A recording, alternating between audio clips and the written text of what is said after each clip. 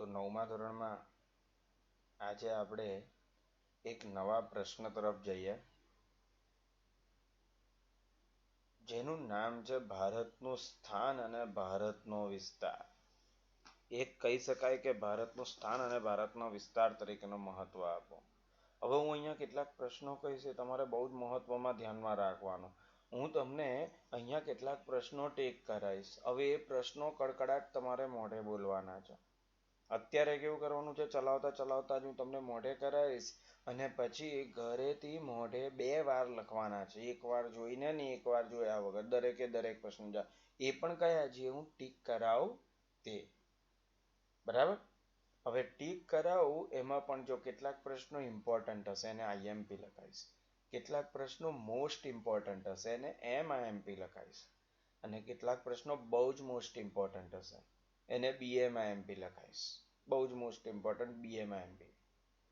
હવે આવા જે બીએમઆઈએમપી પ્રશ્નો હોય ને ભાઈ, એ તો પરીક્ષામાં તમારી આવશે ને આવશે. તમને અત્યારથી ખબર પડી ગઈ કે પેપરમાં આવી જ જવાના. તો એ ધ્યાનથી ભણી પણ લેવાના અને એને ધ્યાનથી મોઢે 2 વાર લખી નાખવાનો અને ઘરે પણ ધ્યાન રાખજો. એ જ એવો જ એક પ્રશ્ન છે આ બીએમઆઈએમપી, ભારતનું સ્થાન અને ભારતનો વિસ્તાર.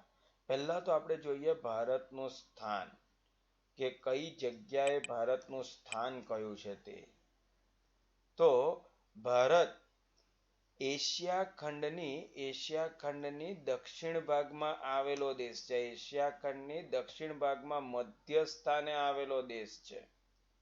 એશિયા ખંડની દક્ષિણ ભાગમાં મધ્ય સ્થાને આવેલો દેશ છે અને દ્વિકલ્પ વાળો દેશ છે. દ્વિકલ્પ એટલે જેની 3 બાજુ સમુદ્ર હોય એને દ્વીપકલ્પ કહેવાય. તો ભારત એશિયા ખંડની દક્ષિણ ભાગમાં મધ્ય સ્થાને આવેલો દ્વિકલ્પીય દેશ છે. એનો મુખ્ય ભૂમિભાગ તો ખરા જ, પણ એ સિવાય એને 2 દ્વીપ સમૂહ છે. એકનું નામ છે લક્ષદ્વીપ અને બીજું છે અંદમાન અને નિકોબાર. તો 2 દ્વીપ સમૂહો થયા, એક લક્ષદ્વીપ અને એક અંદમાન નિકોબાર. તો ભારતના 2 દ્વીપ સમૂહો કયા કયા છે? લક્ષદ્વીપ અને અંદમાન નિકોબારના ટાપુઓ. તો 2 માંની નીચે લીટી કરવાની. એક દક્ષિણ ભાગમાં મધ્ય સ્થાને આવેલો છે લક્ષદ્વીપ અને અંદમાન નિકોબાર, એવી ભારત જ કહેવાય. હવે મુખ્ય ભૂમિભાગ જોઈ લો તમે. 8.4 અને 37.6 ઉત્તર અક્ષાંશ વૃત્ત. 8.4 થી 37.6 ઉત્તર અક્ષાંશ અને 68.7 થી 97.25 પૂર્વ રેખાંશ વૃત્ત વચ્ચે આવેલો છે. એટલે આમ જોવા જઈએ ને તો પૂર્ણપણે ઉત્તર અને પૂર્વમાં આપણો દેશ છે. આ યાદ રાખવાનું આવ્યું. 8.4, 37.6, 68.7, 35, 97.25, 4, 6, 7, 25, 8, 37, 68 અને 97. જો ધીમે ધીમે વધતું જાય છે. 8.4 થી 37.6, 68.7 થી 97.25. પહેલું 2 છે ઉત્તર અક્ષાંશ, બીજું 2 છે પૂર્વ રેખાંશ વચ્ચે. ભારતની બરોબર મધ્યમાંથી કર્કવૃત્ત પસાર થાય છે. કર્કવૃત્ત એ ભારતની મધ્યમાંથી પસાર થાય છે. તો ભારતની મધ્યમાંથી કયો વૃત્ત પસાર થાય છે? કર્કવૃત્ત, જે 23.30 ઉત્તર અક્ષાંશ વૃત્ત વચ્ચે આવેલો છે. જો ફરીથી જો, ભારત દક્ષિણ ભાગમાં મધ્ય સ્થાને આવેલો દ્વિકલ્પ વાળો દેશ છે. 2 લક્ષદ્વીપ અને અંદમાન નિકોબાર. પછી જો છે 8.4, 37.6, 68.7, 97.25 પૂર્વ ગોળાર્ધ. આખો સંપૂર્ણપણે ઉત્તર અને પૂર્વ ગોળાર્ધમાં છે. કર્કવૃત્ત બરોબર મધ્યમાંથી પસાર થાય, જેને 23.30 ઉત્તર અક્ષાંશ વૃત્ત પર આવેલો છે એવું કહેવાય. લક્ષદ્વીપ, તો આ કર્કવૃત્ત મધ્યમાંથી કોણ પસાર થાય છે? તો મધ્યમાંથી કર્કવૃત્ત પસાર થાય છે અને એ પણ 23.3 ઉત્તર અક્ષાંશ વૃત્ત. લક્ષદ્વીપ ટાપુઓ અરબ સાગરમાં છે, જ્યારે અંદમાન નિકોબારના ટાપુઓ બંગાળાની ખાડીમાં છે. જો તને કહું, પહેલું દક્ષિણ ભાગમાં મધ્ય સ્થાને આવેલો છે. મુખ્ય ભૂમિભાગ સિવાય લક્ષદ્વીપ અને અંદમાન નિકોબાર પણ છે. પછી 8.4, 37.6, 68.7, 97.25 અને કર્કવૃત વચ્ચેથી પસાર થાય 23.30. અંદમાન લક્ષદ્વીપ ક્યાં આવેલા છે? અરબ સાગરમાં. અને અંદમાન નિકોબાર ક્યાં આવેલા છે? બંગાળાની ખાડીમાં. હવે આપણા પાડોશી દેશો જોઈએ. વાયવ્ય સીમાએ પાકિસ્તાન અને અફઘાનિસ્તાન છે. ભારતની વાયવ્ય સીમાએ પાકિસ્તાન અને અફઘાનિસ્તાન. ઉત્તરમાં ચીન, નેપાળ અને ભૂતાન. જે ટોટલ કેટલા 5 દેશો થાય ને. વાયવ્યમાં પાકિસ્તાન, અફઘાનિસ્તાન. ઉત્તરમાં ચીન, નેપાળ અને ભૂતાન. પૂર્વમાં બાંગ્લાદેશ અને મ્યાનમાર છે. 7. પૂર્વમાં બાંગ્લાદેશ અને મ્યાનમાર અને દક્ષિણમાં શ્રીલંકા. ભારતના પાડોશી દેશ. તો કુલ કેટલા દેશો છે આપણા? 8.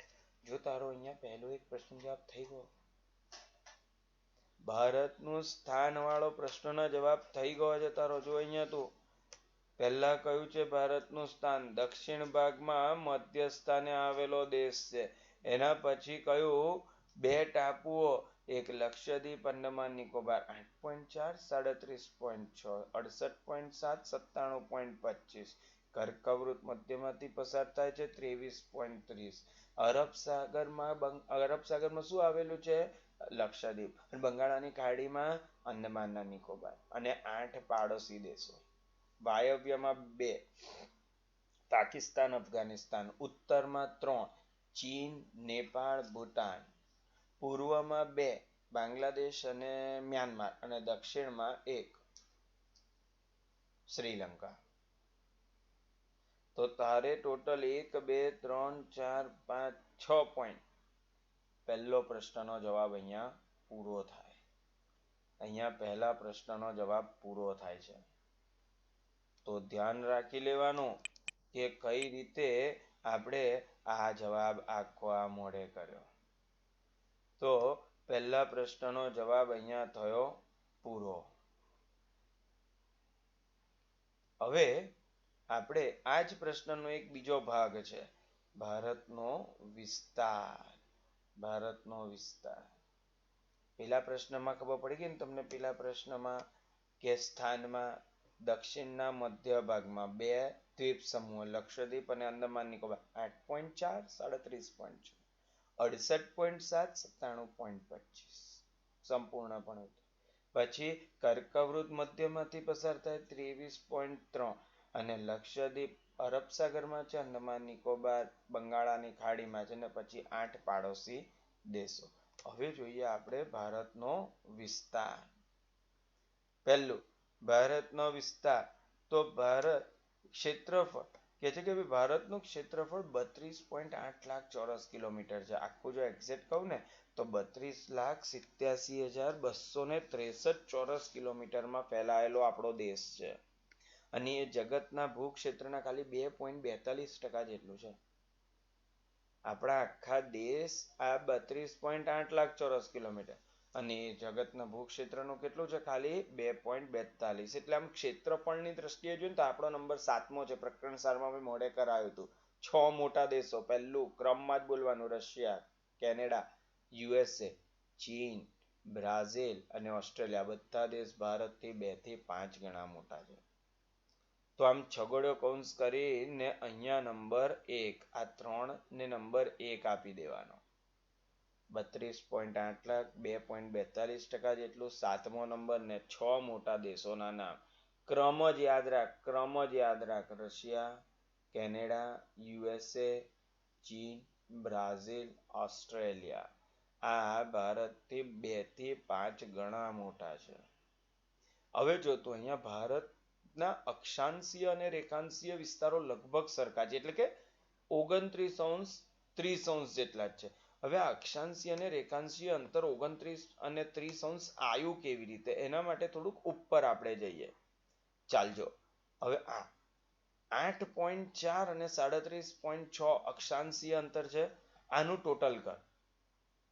8.4 વત્તા 37.6 તો આ 6 ને 4 10 એટલે એક 9 ઉમેર દઈએ તો 37 માં 9 ઉમેરીએ તો કેટલા થશે 46 46 ભાગ્યા 2 કર 46 ભાગ્યા 2 2 દુ 4 2 તારી 6 23 પોઈન્ટ અને અહીંયા આ બે નો ટોટલ કર અહીંયા આ બે નો ટોટલ 68.7 અને 97.25 આ પૂર્વ રેખાંશીય છે તો આનું ને અનુસરણ કરવા જઈએ તો જો અહીંયા લગભગ કેટલું આપ્યું છે અહીંયા એનું આ રહ્યું 29 અક્ષાંશીય અને રેખાંશીય અંતર લગભગ સરખા એટલે 29 30 જેટલા છે પણ વાસ્તવિક અંતરમાં થોડોક ફરક છે વાસ્તવિક અંતર શું છે થોડોક ફરક વાળું છે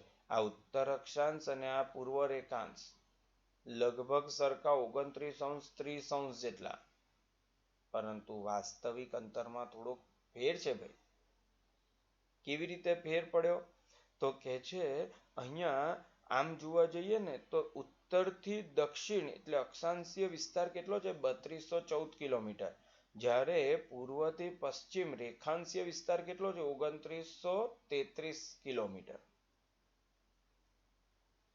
તો હકીકતમાં જોવા જઈએ તો 300 જેવો 300 કિલોમીટર જેવો થોડોક ફરક છે 200 કિલોમીટર જેવો થોડોક ફરક છે આમાંથી આ વાત કરી પણ અક્ષાંશીય અને રેખાંશીય અંતર લગભગ સરખા છે 29 30 જેટલા જ છે 29 30 જેટલા જ છે આ મધ્યમાંથી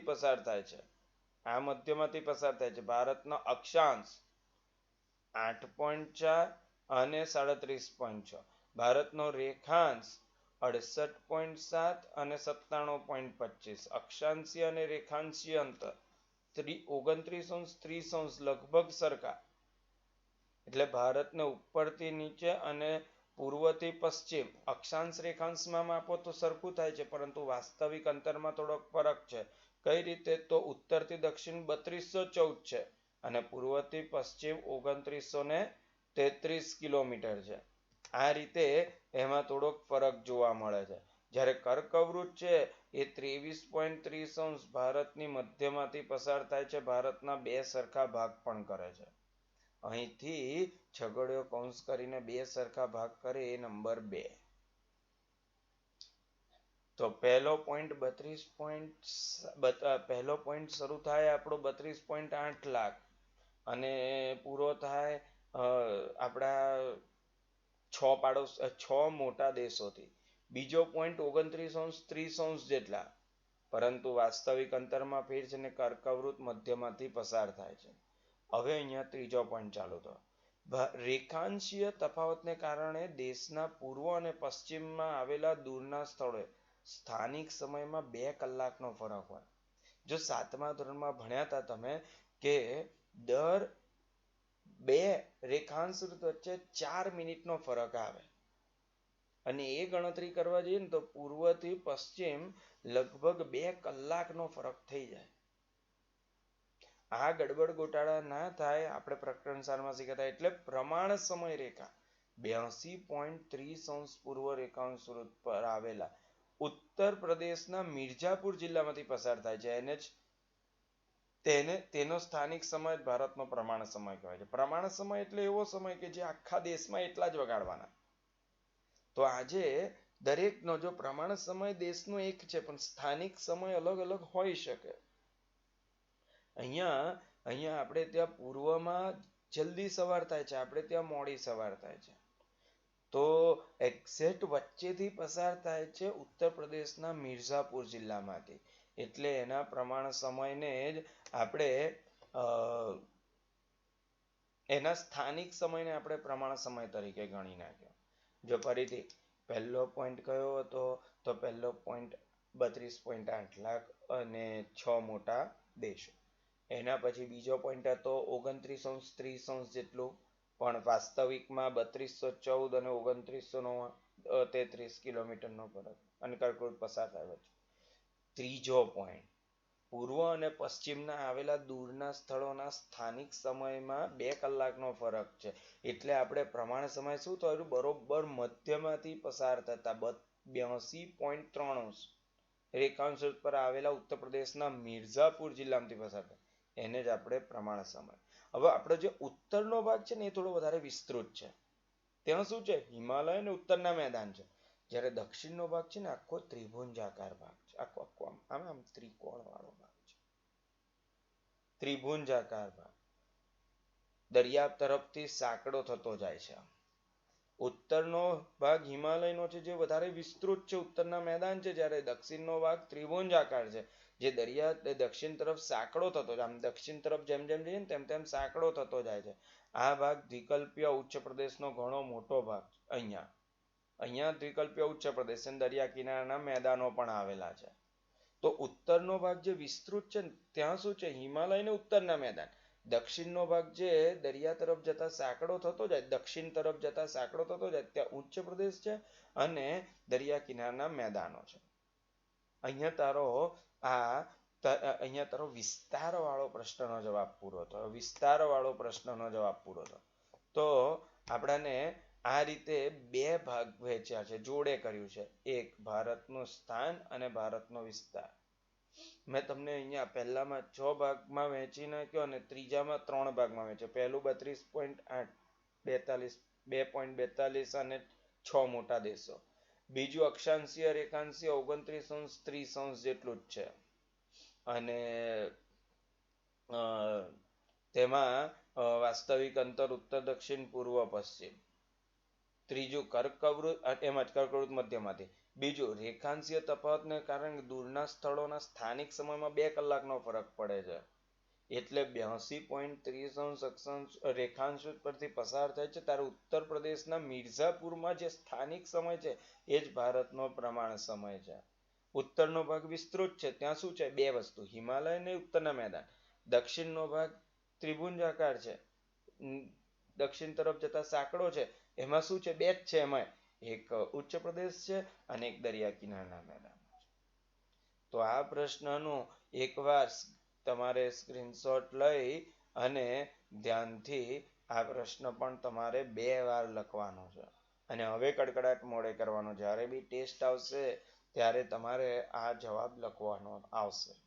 તો એક અલગ સરસ મજાનો ચોપડો બનાવવાનો સામાજિક વિજ્ઞાનનો, હેડિંગ માર દેવાનું 13મો પાઠ સ્થાન, ભૂસ્તરીય રચના અને ભૂપૃષ્ઠ અને એમાં પહેલો પ્રશ્ન લખી દેવાનો ભારતનું સ્થાન અને વિસ્તાર. આ તમારો હોમવર્ક 2 વાર લખવાનો છે. એક વાર જોઈને અને એક વાર મોઢે. જય શ્રી કૃષ્ણ.